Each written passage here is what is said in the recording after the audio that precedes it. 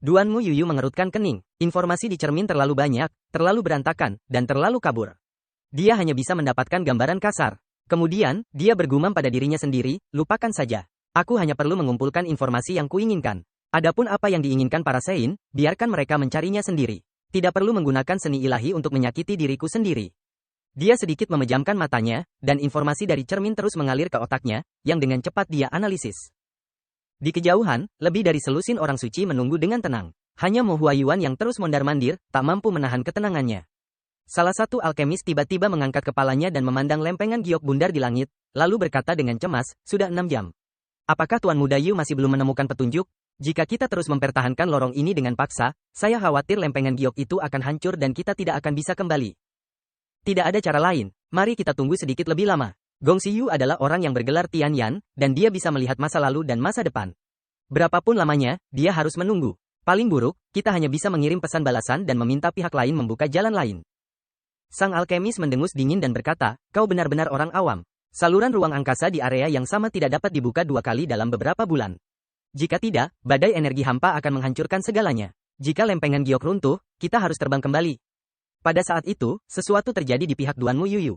Cahaya pada 9 cermin itu perlahan-lahan menghilang, seolah-olah akhir telah diumumkan. Cermin-cermin itu berubah menjadi layar air dan hancur berkeping-keping di udara, tanpa meninggalkan jejak. Semua orang bergegas terbang dan mendarat di sekitar Duanmu Yuyu. Mereka melihat wajahnya dipenuhi keraguan dan perenungan, seolah-olah dia telah jatuh ke dalam masalah yang sulit. Dia sangat bingung dengan informasi samar yang telah dia kumpulkan. Tuan Gong Xiyu, apakah Anda punya petunjuk tentang kakak laki-laki saya? Mo Huayuan tak kuasa menahan diri untuk bertanya. Duanmu Yuyu meliriknya dan berkata, informasinya sangat campur aduk, jadi aku tidak bisa memastikan, tetapi aku punya firasat bahwa kakakmu belum meninggal. Mo Huayuan langsung gembira, benarkah? Apakah kau tahu kemana kakakku pergi? Duanmu Yuyu tidak tertarik padanya dan tidak menjawab. Dia hanya berkata, sudah hampir waktunya. Mari kita kembali, aku juga akan mengubah jalanku dari alam Sein dan kembali ke warna tunggal di langit. Tuan Muda Yu, bisakah Anda memberi kami salinan informasi ini? Tanya salah seorang dari mereka. Duanmu Yuyu mengerutkan kening dan berkata, tidak tertarik. Yingluo ini. Pria itu terdiam sejenak. Kemudian, dia tersenyum getir. Tuan, kami mengikuti Anda untuk meminjam kekuatan Anda guna menyelidiki situasi di kota Songyu. Jika kami kembali dengan tangan kosong, bagaimana kami akan menjelaskannya kepada atasan? Ini urusanmu sendiri, kata Duanmu Yuyu dengan acuh tak acuh. Jika kau butuh informasi, kau bisa menyelidikinya sendiri. Aku hanya berjanji pada Xiao Haiyu untuk datang ke kota Songyu yang, tapi aku tidak berjanji akan membantunya mengumpulkan informasi. Yingluo ini. Semua orang tercengang, dan mereka mengutuk tanpa henti dalam hati mereka. Adikmu, jika aku tidak membutuhkan bantuanmu, aku akan memintamu datang dan mati. Semua orang mengumpat dalam hati, tetapi mereka tidak berani mengatakannya dengan lantang. Mereka bahkan tidak berani menunjukkan sedikit pun rasa tidak hormat. Salah seorang dari mereka tersenyum getir dan berkata, Pak Gong Xiyu, jangan main-main dengan kami. Jika kami pulang seperti ini, kami benar-benar akan dihina habis-habisan oleh wakil sekretaris. Sebuah lelucon, apa kau pikir aku suka bercanda? Apa hubungannya hidup dan matimu denganku? Duanmu Yuyu melangkah maju dan terbang ke langit. Dia berkata dengan acuh tak acuh, jika kalian tidak pergi, maka aku akan pergi duluan. Sampai jumpa lagi. Semua orang tercengang, kuil itu telah mengerahkan begitu banyak upaya untuk membuka jalan demi mencari tahu apa yang terjadi di kota Songyu. Mereka tidak menyangka Duanmu Yuyu akan tidak menghormati mereka. Semua orang saling pandang dan segera mengikuti. Lalu bagaimana jika mereka tidak menghormatimu? Tak satu pun dari 10 penguasa bela diri agung itu bisa tersinggung. Bahkan jika mereka tidak menghormati wilayah suci, mereka tidak bisa berbuat apa-apa terhadap mereka. Untungnya, jalan kembali mengarah langsung ke wilayah suci. Sekarang, dia hanya bisa kembali dan melapor kepada atasan sesegera mungkin agar orang-orang di atas dapat memikirkan cara untuk mempertahankan Duanmu Yuyu. Mo Huayuan dan 2 alkemis lainnya bergegas ke langit terlebih dahulu dan menyimpan piring giok. Kemudian, kerumunan orang melangkah masuk ke lorong satu persatu. Setelah itu, ruang hitam perlahan menutup, dan seluruh langit kembali ke keadaan semula. Saat Duanmu Yuyu dan yang lainnya sedang menyelidiki kota Song Yueyang, di suatu tempat yang sangat tersembunyi, terdapat markas besar Istana Dewa Kematian. Sosok Li Yi dan para iblis secara bertahap muncul, begitu pula Tang Jie dan banyak guru lainnya dari Sekte 4 Ekstrim. Li Yi berkata, semuanya, tetaplah di sini dan berlatih dengan tenang. Meskipun Istana Dewa Kematian tidak kuat, itu pasti salah satu sekte tersulit yang bisa ditemukan di benua ini. Saat ini, Sekte 4 Ekstrim mungkin sudah terlibat dalam pusaran air. Markas kalian sudah dalam masalah. Dengan ayah raja menjaga markas, tidak akan terjadi apapun dalam jangka pendek, tetapi sulit untuk mengatakan apakah itu akan terjadi dalam jangka panjang. Yang terpenting sekarang adalah agar Tuan Sang segera memulihkan kekuatannya, hanya dengan begitu kita bisa memiliki tempat untuk berdiri. Tempat ini memang tersembunyi, Tang Jie menganalisis. Jika bukan karena kakak Li yang memimpin jalan, orang luar tidak akan pernah menemukannya. Aku harus merepotkan kakak Li untuk membuat penunjuk koordinat agar kita bisa melakukan berbagai pengumpulan informasi dan penyediaan material. Li Yi mengangguk, tentu saja. Aku sudah mengeksekusi sebagian besar orang di Istana Dewa Kematian. Hanya ada selusin orang di wilayah yang luas ini, jadi cukup aman dan tenang. Aku akan pergi dan menginstruksikan bawahanku untuk mengatur kultivasi semua orang. Kau bisa menungguku di aula samping di utara. Bagus, Sang mengangguk. Permintaan kami sederhana, ketenangan saja sudah cukup. Setelah itu, semua orang terbang ke aula samping di sebelah utara. Di sisi lain, Li Yi bersiul panjang, yang merupakan isyarat untuk mengumpulkan semua orang. Kemudian dia sendiri menuju ke aula. Perjalanan ke kota Songyu yang ini sangat menguntungkannya. Ia tidak hanya mendapatkan semua kekuatannya, tetapi juga menaiki 2 kapal besar Sang dan Sekte 4 Ekstrim, yang akan sangat membantu pencapaiannya di masa depan. Diiringi raungan panjangnya, lebih dari 10 sosok bergerak menuju aula utama. Semua makhluk aneh di Istana Dewa Kematian telah dibunuh olehnya. Mereka yang tersisa adalah orang biasa, atau memiliki kekuatan luar biasa, atau masih berguna. Li Yi berubah menjadi seberkas cahaya dan mendarat di puncak aula, lalu berjalan masuk. Saat ia masuk, matanya tiba-tiba menyipit dan tubuhnya gemetar. Ia menatap kaget pada pemuda berbaju putih yang duduk di singgasana kepala istana. Pemuda itu tersenyum tenang sambil memainkan sebuah medali di tangannya. Itu adalah medali kematian. Wajah Li Yi memerah dan dia bertanya dengan dingin, "Siapa kau? Kau berani-beraninya duduk di singgasana bengong. Apakah kau datang untuk memberikan misi? Tahukah kau bahwa kau telah melakukan kejahatan berat?" Oh, ini mulai menarik. Pria berbaju putih itu menatap Li Yi dari atas sampai bawah dan terus mengangguk sambil tersenyum, "Kau cukup kuat. Kau akan segera menjadi penguasa bela diri 9 langit. Sepertinya kedatanganku ke sini tidak sia-sia." Jantung Li Yi berdebar kencang. Pihak lawan mampu mengetahui tingkat kultivasinya hanya dengan sekali pandang, jadi jelas bahwa tingkat kultivasinya lebih tinggi darinya. Itu berarti dia setidaknya seorang penguasa bela diri dari 9 surga. Jika itu terjadi di masa lalu, dia pasti akan ketakutan setengah mati ketika bertemu dengan seorang suprim bela diri. Namun, sekarang dia adalah seorang pria yang telah melihat dunia. Dia pertama-tama menstabilkan emosinya dan berkata dengan dingin, "Siapa kau?" "Aku, hehehe." Pria berjubah putih itu terkekeh dan berkata, "Kalian bisa memanggilku Xiaoba. Semua orang memanggilku begitu. Mengenai siapa aku, itu tidak penting. Yang penting adalah aku di sini atas perintah. Orang yang memberi perintah adalah penguasa sejati Istana Dewa Kematian, yang juga calon kepala kalian." "Siapakah penguasa sejati Istana Dewa Kematian? Bosnya?" Wajah Li Yi berubah serius saat ia siaga penuh. Ia mencibir, "Apakah kau sudah gila? Penguasa sejati Istana Dewa Kematian ada tepat di depanmu.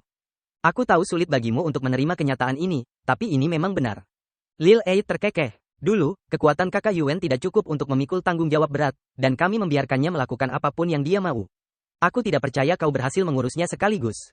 Bagus, setidaknya aku menyukainya. Baru-baru ini, kepala menerima kabar dan memintaku untuk datang dan melihat apakah kau memenuhi syarat untuk bergabung dengan kami.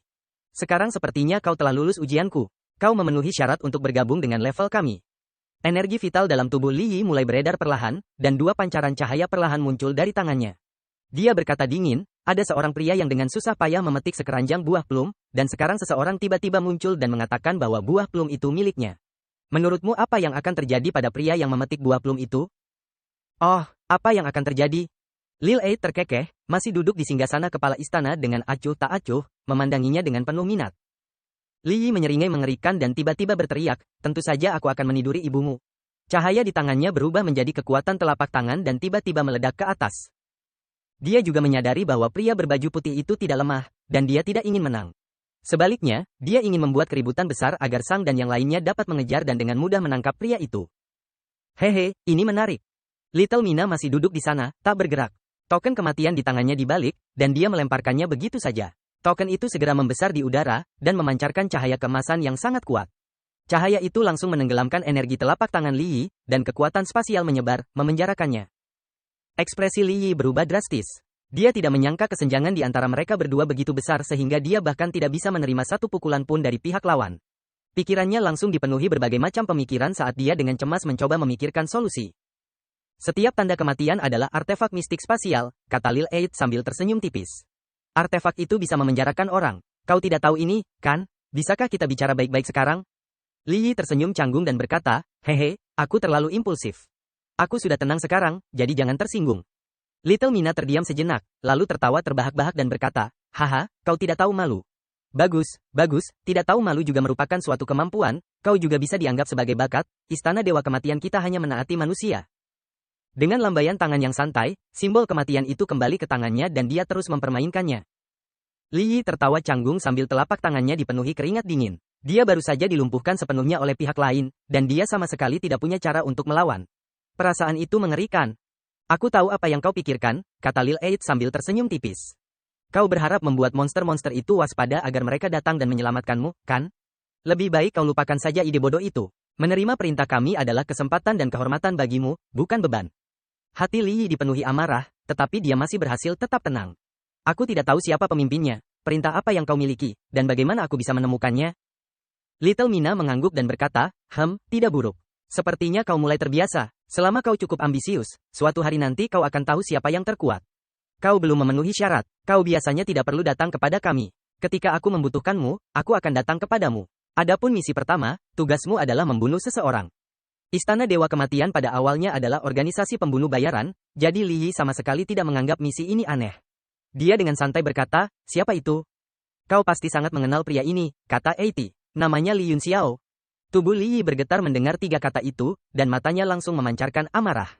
Dia jelas sangat gelisah. Dia menggertakkan giginya dan berkata, mengapa kau membunuhnya? Apa keuntungan bekerja untukmu? Sebenarnya, kepala suku tidak bermaksud membunuhnya. Dia hanya ingin kau menguji latar belakang orang ini, kata Lil Eid sambil tersenyum. Namun, mengingat kekuatanmu saat ini, membunuh orang ini sungguh tidak masuk akal, jadi aku langsung memberi perintah untuk membunuhnya. Bagaimanapun juga, kau tidak bisa melakukannya. Adapun keuntungannya, ini sudah merupakan keuntungan besar bagi Ying Luo karena membiarkanmu menjadi orang yang bertanggung jawab atas urusan luar negeri Istana Dewa Kematian. Li Yi menggertakkan giginya karena marah dan berkata dengan penuh kebencian, jika aku benar-benar membunuh orang ini, apa yang harus kulakukan? Itu tidak mungkin, Pak, kata Lil Eid sambil tersenyum. Namun, jika kau benar-benar membunuhnya, maka dia terlalu hina untuk mendapatkan perhatian, Pak. Bagus, kalau begitu, aku akan membunuh orang ini agar kau bisa melihatnya. Kembali dan beritahu kepala polisi bahwa aku pasti akan membawa kembali kepala Yun Xiao, kata Li Yi dingin. Ya, bagus sekali kau percaya diri dalam menyelesaikan misi ini, kata Mina kecil sambil tersenyum. Ia dengan santai melemparkan sebuah benda yang mendarat tepat di depan Li Yi. Senjata tingkat tinggi ini diberikan kepadamu oleh kepala suku. Poin-poin penting dari metode kultivasi ini juga sangat cocok untuk fisikmu. Kuharap kau bekerja keras dan memenuhi persyaratan kami secepat mungkin. Adapun ras monster dan sekte 4 ekstrim, kau bisa terus bekerja sama dengan mereka. Mungkin kau akan bisa menggunakannya di masa depan. Li Yi meraih kedua benda di tanah dan benda-benda itu jatuh ke tangannya. Matanya membelalak kaget. Pedang artefak tingkat tinggi itu memancarkan aura dingin yang membuat bulu kuduknya merinding. Itu adalah artefak tingkat 9. Adapun gulungan giok yang mencatat metode kultivasi, ketika dia menggunakan indera ilahinya untuk menyelidikinya, dia menunjukkan ekspresi ngeri dan terkejut. Dia mengangkat kepalanya dan mendapati bahwa 80 gulungan telah menghilang. Aula besar Istana Dewa Kematian menjadi kosong. Jika bukan karena benda di tangannya, dia akan mengira semuanya hanyalah ilusi. Li Yi memegang senjata tingkat tinggi dan buku teknik di tangannya. Dia mondar-mandir di aula dengan wajah muram sambil terus berpikir dan bergumam pada dirinya sendiri. Dari teknik ini, orang ini pasti memiliki pemahaman tentang masa laluku. Lebih jauh lagi, untuk dapat memperoleh esensi es tingkat tinggi dari seni bela diri dari keluarga Beiming, kekuatannya sudah di luar imajinasi.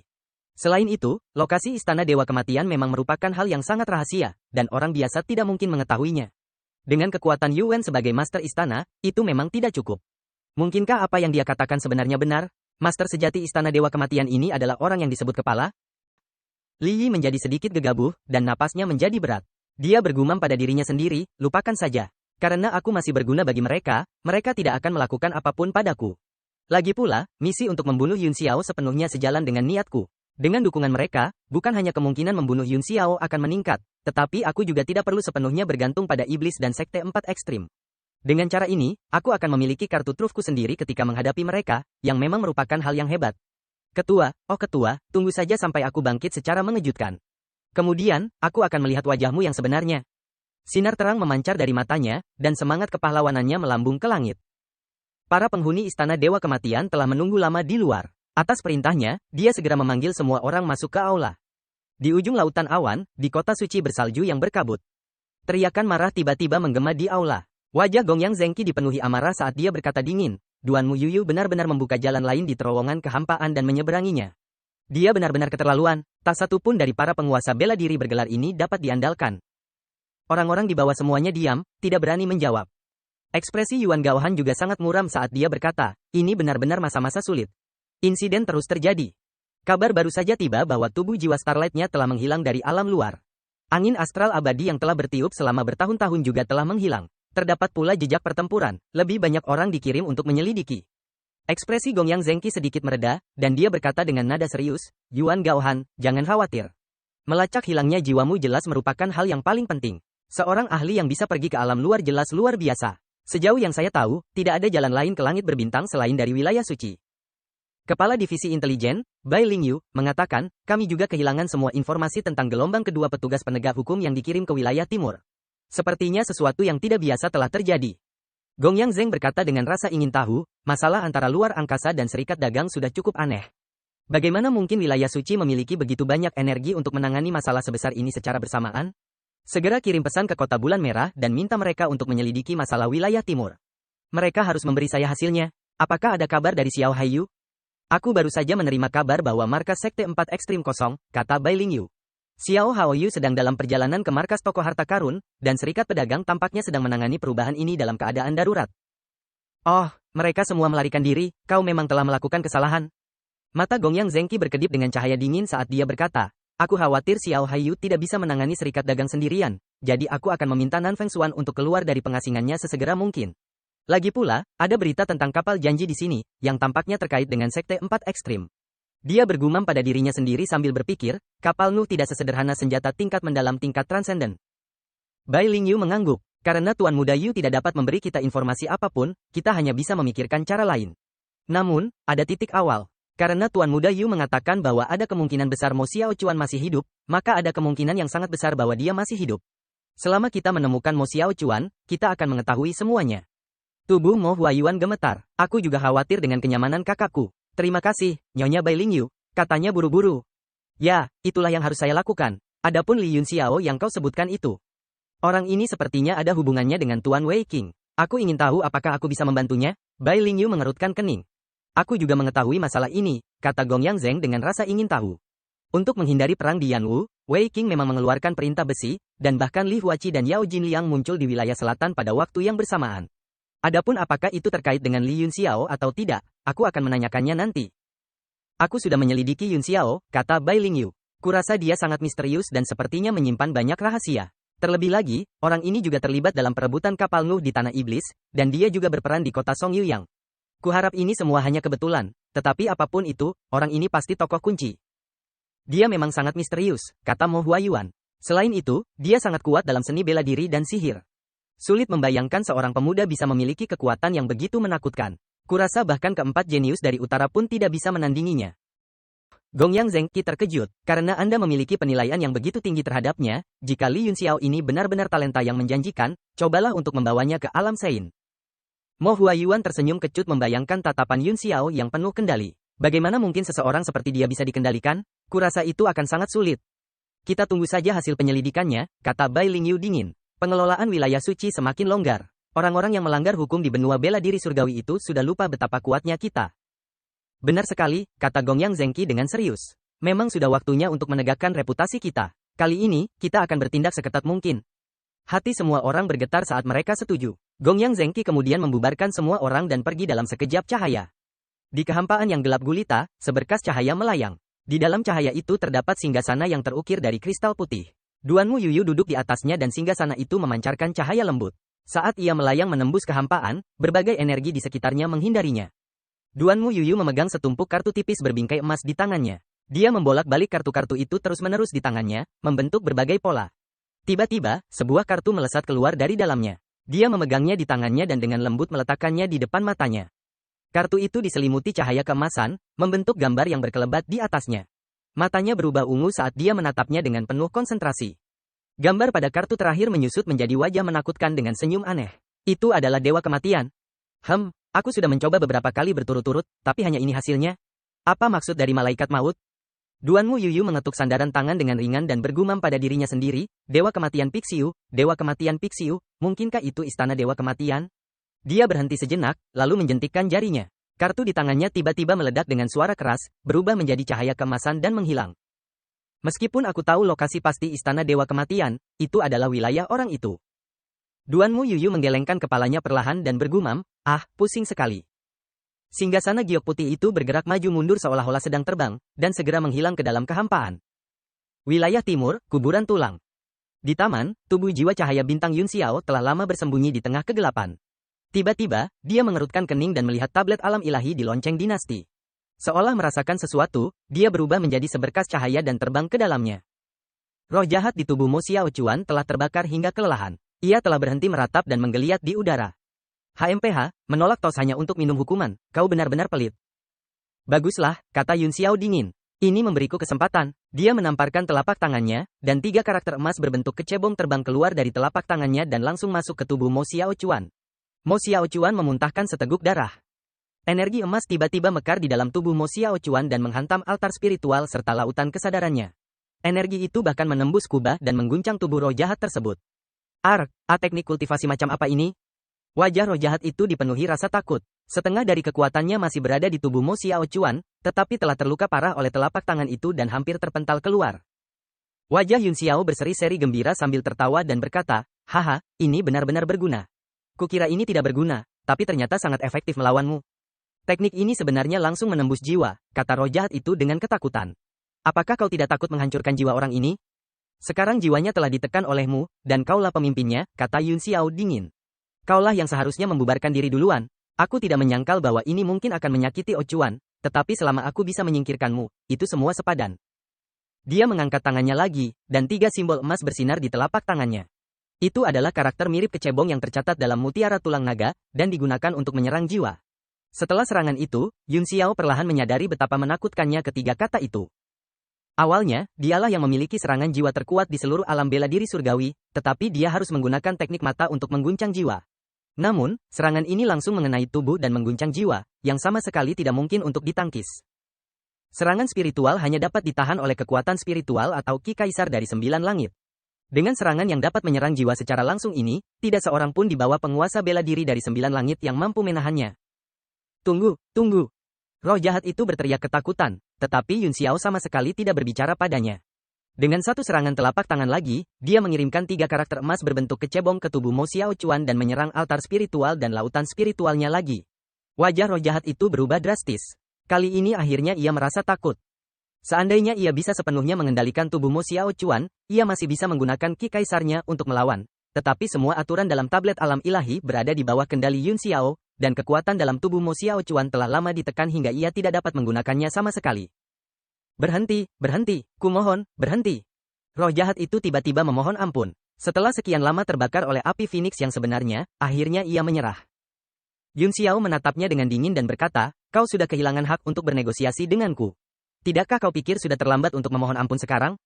Belum terlambat. Roh jahat itu buru-buru berkata, tindakanmu sangat berbahaya bagi jiwa. Sekalipun kau ingin membunuhku, jiwa orang ini akan hampir sepenuhnya terluka olehmu.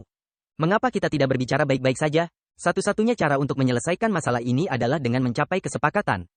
Yun Xiao menarik kembali kekuatan telapak tangannya dan mencibir, sejak kapan kau menjadi begitu cerdas? Jika kau ingin hidup, caranya mudah. Keluarlah dari tubuhnya. Roh jahat itu berkata dengan getir, sebenarnya, kendaliku atas tubuh ini semakin lemah.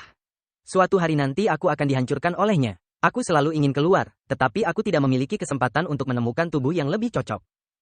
Yun Xiao menatapnya dingin dan berkata, tubuh fisik, kau masih ingin merasuki orang lain? Dalam kondisimu saat ini, memurnikan roh artefak adalah pilihan terbaik bagimu.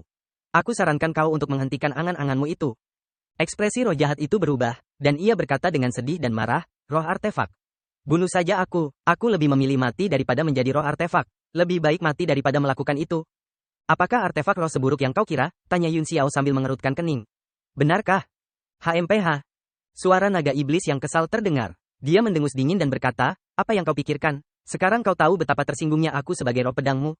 Jantung Yun Xiao berdebar sedikit saat sebuah ide terlintas di benaknya, lalu ide itu menyebar tanpa terkendali, matanya berbinar. Roh jahat itu gemetar dan berkata dengan ketakutan, ide jahat apa yang kau pikirkan untuk berurusan denganku? Bagaimanapun, aku lebih memilih mati daripada menjadi roh artefak. Sebelum aku mati, aku akan menggunakan seluruh kekuatanku untuk menghancurkan jiwa orang ini sebanyak mungkin, dan kita semua akan mati bersama. Yun Xiao menyipitkan matanya dan memasang ekspresi ramah dan ceria sambil berkata lembut, saudara roh jahat, jangan terlalu gelisah. Karena kau telah menolak jalan roh artefak, tentu saja aku tidak akan memaksamu. Aku benci memaksa orang melakukan hal-hal yang tidak mereka inginkan. Seperti yang kau katakan, mencapai konsensus adalah solusi untuk masalah ini. Lalu mengapa aku melihat permusuhan dan kegilaan di matamu? Tanya roh jahat itu dengan bingung. Yingluo, batuk Yingluo. Persepsi tubuh roh memang sangat tajam, kata Yun Xiao dengan canggung. Itu karena aku sudah memikirkan solusi yang saling menguntungkan. Aku ingin tahu apakah kamu mau mencobanya? Dengan lambaian tangannya, pemandangan di depannya langsung berubah. Mereka berdua muncul tinggi di langit, dan bayangan merah perlahan bergerak di bawahnya. Sambil menunjuk bayangan merah itu, Yun Xiao berkata, jika kau bisa mengambil alih benda itu, aku tidak akan menyakitimu sama sekali. Aku bahkan bisa membantu tubuh spiritualmu mencapai tingkat yang lebih tinggi. Roh jahat itu menunduk bingung dan berkata dengan terkejut, kekuatan makhluk itu sangat dahsyat dan jahat. Yun Xiao merujuk pada binatang darah.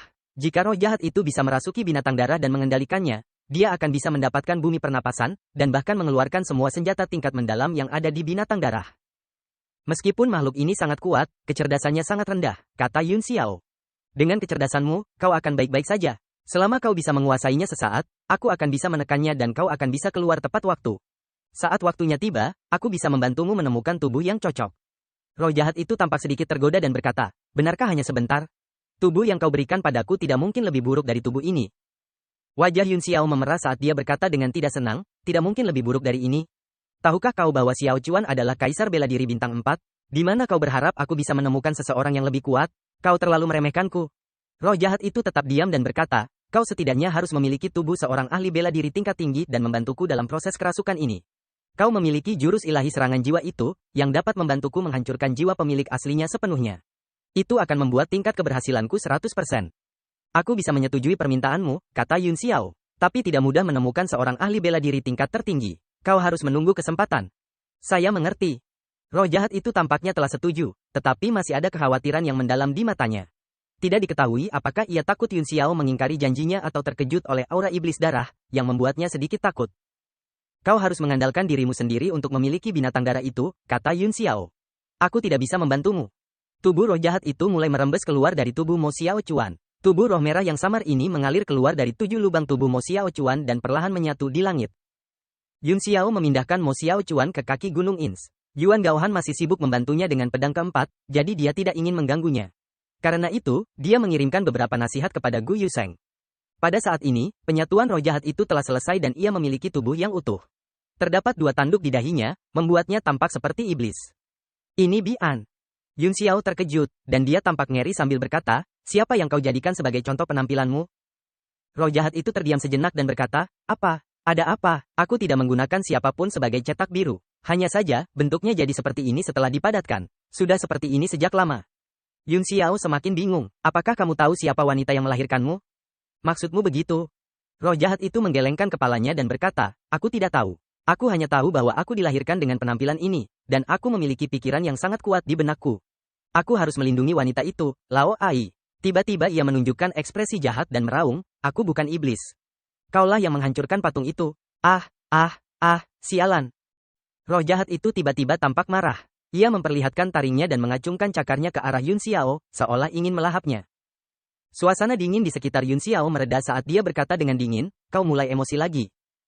Roh jahat itu tersentak dan tiba-tiba teringat situasi saat ini. Ia telah sepenuhnya keluar dari tubuh Mo Xiao Chuan dan tidak memiliki senjata untuk menantangnya. Ia segera berkeringat dingin dan kembali ke bentuk asalnya. Aku tidak bisa mengendalikan emosiku barusan. Aku memiliki emosi ini sejak lahir. Aku ingin melindungi wanita itu dengan segala cara. Ya, saya kurang lebih mengerti. Menatap langit, Yun Xiao termenung, lalu perlahan berspekulasi, roda Ju Sisang adalah benda milik ras iblis. Fakta bahwa seorang wanita dapat muncul di atasnya membuktikan bahwa dia adalah anggota ras iblis. Penampilan yang kau kenakan saat ini persis sama dengan penampilan asli iblis hujan, yang membuktikan bahwa patung wanita itu pasti diciptakan oleh leluhur klan hujan. Lebih jauh lagi, patung itu diresapi dengan tekadnya untuk melindungi wanita itu. Itulah mengapa kau mewarisi kehendak iblis agung itu setelah kau lahir. Begitu, roh jahat itu mengangguk terus. Meskipun aku tidak begitu mengerti, kedengarannya sangat kuat. Apakah ada informasi lain di benakmu selain keyakinan untuk melindungi wanita itu? Tanya Yun Xiao. Roh jahat itu berpikir sejenak dan menggelengkan kepalanya. Lupakan saja, perkara-perkara masa lalu sudah lama lenyap di telan waktu. Tidak ada gunanya mengejar hal itu sekarang. Yun Xiao menghela napas. Profil samping wanita iblis di istana bawah tanah itu masih terbayang di benaknya, dan dia tidak akan pernah melupakannya seumur hidupnya.